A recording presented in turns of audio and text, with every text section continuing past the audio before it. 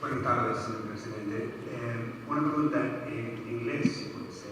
Sí, claro, pues en inglés no hay problema. Thank you.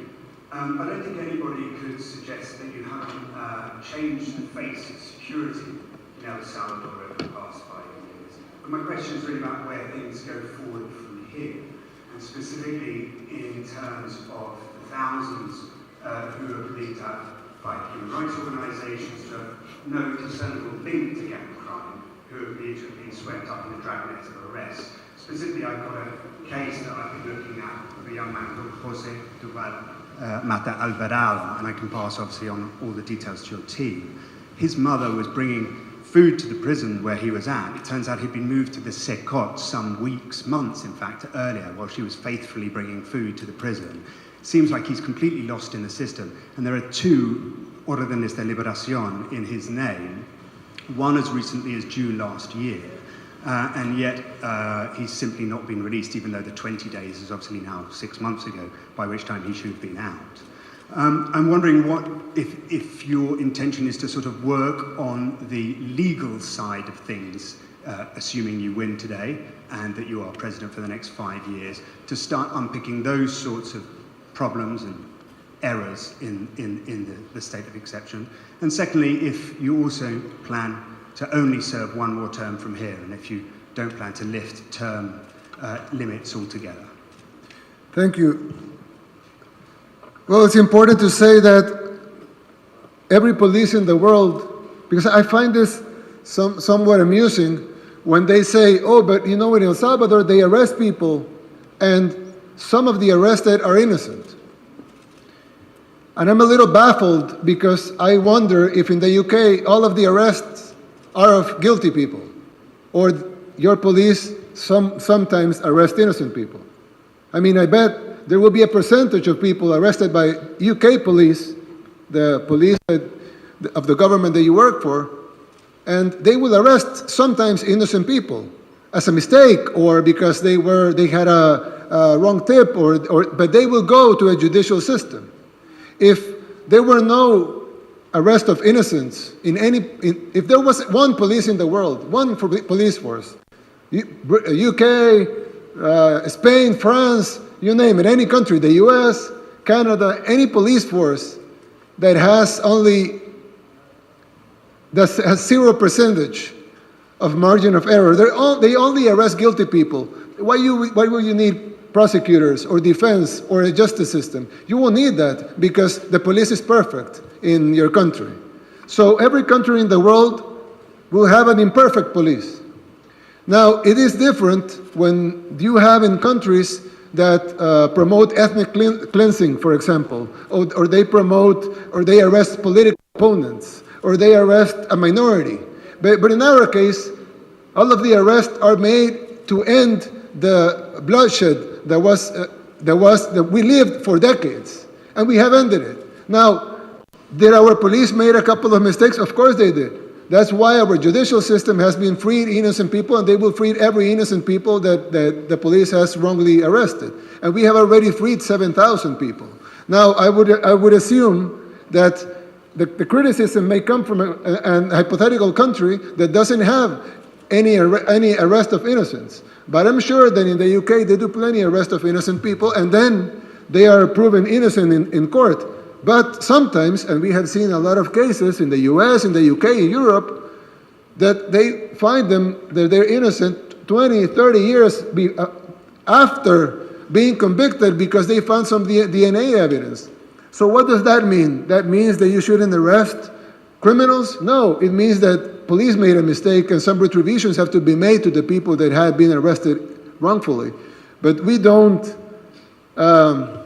think it's weird, or we're baffled by the criticism of something that you well know that any police in the world would make, which is a small percentage of innocent people getting in the net.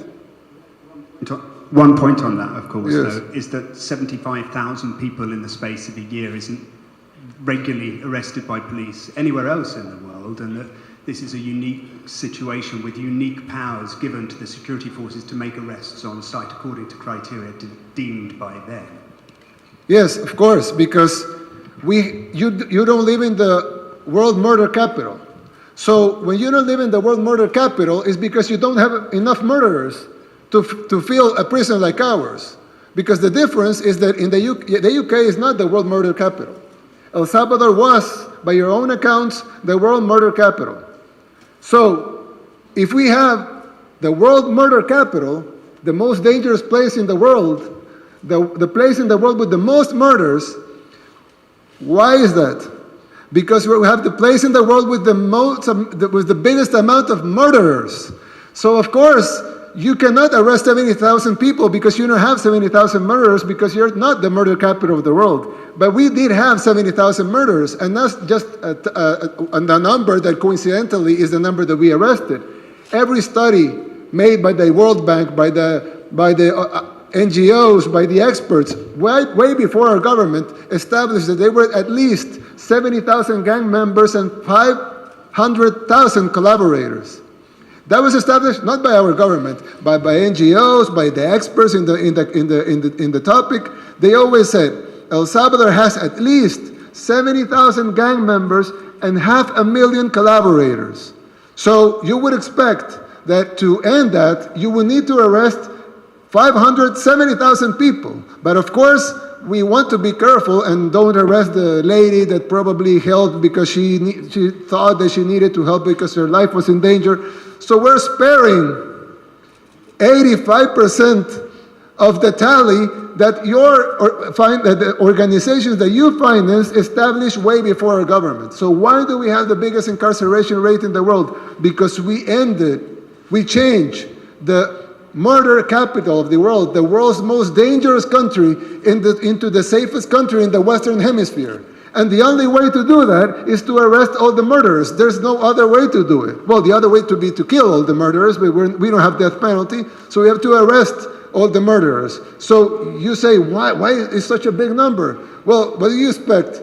That we arrest 100 people and we leave 69,900 gang members in the streets and suddenly the murder rate will drop? Or do you expect that because we're Salvadorans or something, because we're second-class citizens or something, we have to die?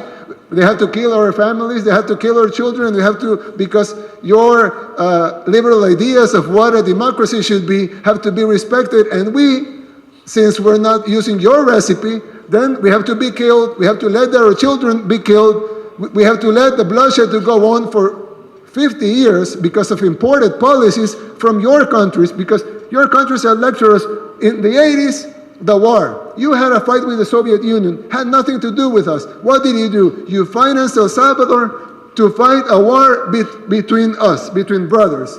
And we killed each other, and 85,000 Salvadorans died.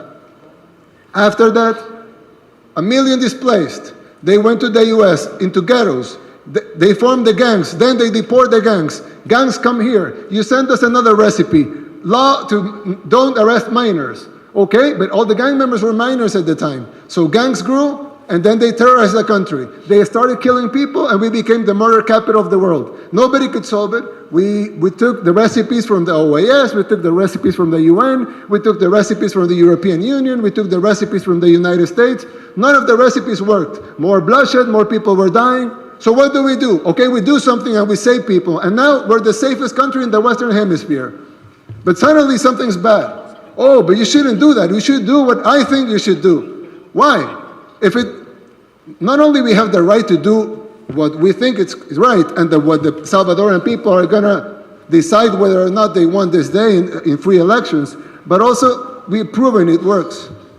And you haven't proven that your system works in our country. Might work in yours, I don't know. But it doesn't work in ours. It's like I told one time a member of the European Union, I know you Brexited that, but I told a member of the European Union, you take your best government, choose your best government. I don't know what's the best government in Europe, but you choose your best government. Same people, same talent, same experts, same will to do things the right way. You take your best government and you put him to govern Afghanistan and tell them, okay, you govern Afghanistan the same way you govern this European country. They'll be dead in a week because you cannot govern Afghanistan like you govern Europe. So stop trying to make us use your recipes because they don't work here. You have your own system. We don't tell you that you shouldn't have a monarchy. I mean, we're fine with your monarchy. We love your monarchy. It's fine. But we don't say, oh, you shouldn't have a monarchy and you shouldn't have hereditary titles. Why? Because it's your country. You can do whatever you want with it. But suddenly, we have to do what you want to do with our country. So, what I'm gonna finish the question is that this has been proven by all of you and by all independent sources. El Salvador was turned from the most dangerous place in the world to the safest in the Western Hemisphere. That's not a small feat, and that's not done easily. And nobody in the world has ever done it before, so fast and so clean like we have done it here, with no civilian casualties. So, I don't know. I know it's different. I know the numbers from the UK and ours will be different for maybe a couple of decades. But we're doing our best here, and we're really trying, and the Salvadoran people today are going to vote freely in free and fair elections and in full democracy and choose their own path. Thank you.